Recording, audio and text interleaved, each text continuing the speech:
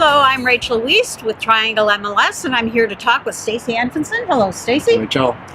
We're going to take a look at January. You are. We're out here in the chill. I know, the middle of winter. Yes. At least it's not snowing though. But Exactly. Okay, so for our first month of 2018, what did you see in terms of new active listings? a brand new year. Yeah. So we're going to have a new trend? No. No. But as we talked about at the end of last year, the percentage change in inventory is going down, so that's a good sign. So total listings were down 5% compared to where they were last year. New home inventory was up 10%, and resales were down 18%. So while 18% isn't good, at least it's not 20 and 25%, which we saw last year. I'm wondering too how much impact the snow days had. Yeah, in essence, you took a week out of the market. Exactly. How about inventory that was actually added during the month then? Well, a little bit of good news. It was up 1%. And considering we had about a week of snow and other wintry stuff that took it out of the market, that's pretty good. Okay. All right. Well, then how about listings that went under contract? Amazingly, once again, with the weather having a big effect, pending sales were up 4%. So think of what we could have done if we had a full 4 weeks of it. Yeah. But I did talk to agents, and they were out there showing houses in the ice and the snow. So good for y'all out there. That's really good. So pending sales up 4%. Average list price of the listings that went to a status of pending increased 10%. Wow. Price per square foot of those listings down 1%. So tough to make any notice of that, but it's a good sign. We want to keep seeing prices going up. Okay. So what did you see with days on market? Days on market was about flat. So we talked about maybe we were at the bottom of it. Yeah. Now, remember that we've taken days on market for new constructions out. So when y'all look at the Paragon and you run your metrics, you may not come up with what I came up with, but I calculated manually. So the days on market I came up with was 48, which was compared to 49 a year ago. So keep that in mind when you're running your reports and you're doing your CMAs and you're making your presentations to your sellers. Yeah, that you should know whether you're including new construction or not. Yep. Okay, how about the number of closed sales? Well, good news, up 4%. So continuing Excellent. the trend that we saw in 2017. 69% of the closed sales had reported financial concessions, which is about where we were, somewhere between 65 and 75% last year. 17% were financed all cash. Oh, wow. Did anything jump out at you in the resale market? Yeah, the inventory is just flying off the shelves. It keeps jumping out. So anyway, 61% of resales had a days on market between 1 and 30 days. Wow. Phenomenal. 18% sold above final list price. 9% had competing offers, and we'll talk about that in a minute. Okay. And then 70% had reported financial concessions. Okay.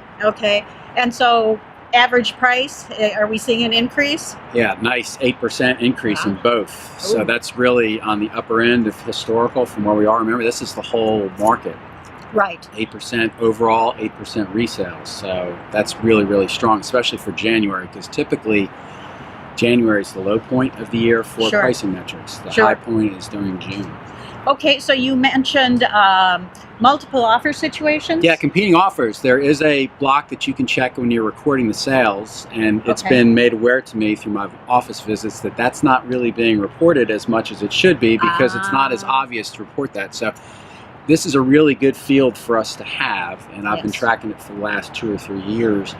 So y'all do a better job of filling that out when there are competing offers, because I said 9%, and when I talked to a bunch of agents, they said that's way low. So let's see if we can do a better job in the coming months of getting that. And it would help the agents as well, because they can take a look at that when they're working with buyers to say, you know, in your price range, realistically, you're going to end up in a multiple offer situation or not. And if that information is available through the MLS, and we'd like it to be. Yep, absolutely. Any predictions for this year? Well, we're not going into predictions territory, but we're going to talk about prices. Okay, so an 8% increase in January prices is pretty strong. Yes. A report just came out today that 2/3 of the cities in the country of which housing surveys are done are at their highest price levels ever. So we've talked about the chronic shortage of inventory, especially with resale inventory.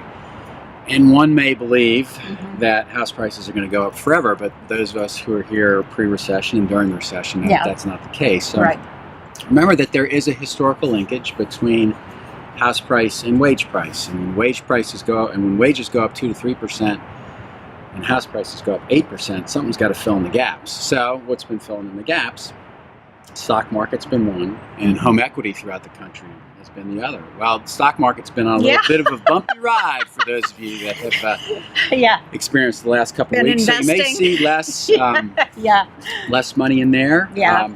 Interest rates, they're going up. They have gone up, and that's going to have a little bit of an effect. We're not sure much. We don't think it's going to be much, but it's going to have some effect. So I'm not sure we're going to see the house price increases that we've seen in 2017 during this year, but just something to pay attention to. Right. Well, and as always, the call for affordable housing is still very loud and clear across the country. Absolutely. And as house prices goes up, it gets really harder to meet those needs. It gets much harder. Well, thank you very much, Stacy. I appreciate all of your time and your efforts and your thoughts. Please join us next month, and please go to trianglemls.com to see all of our market trend reports. Thank you.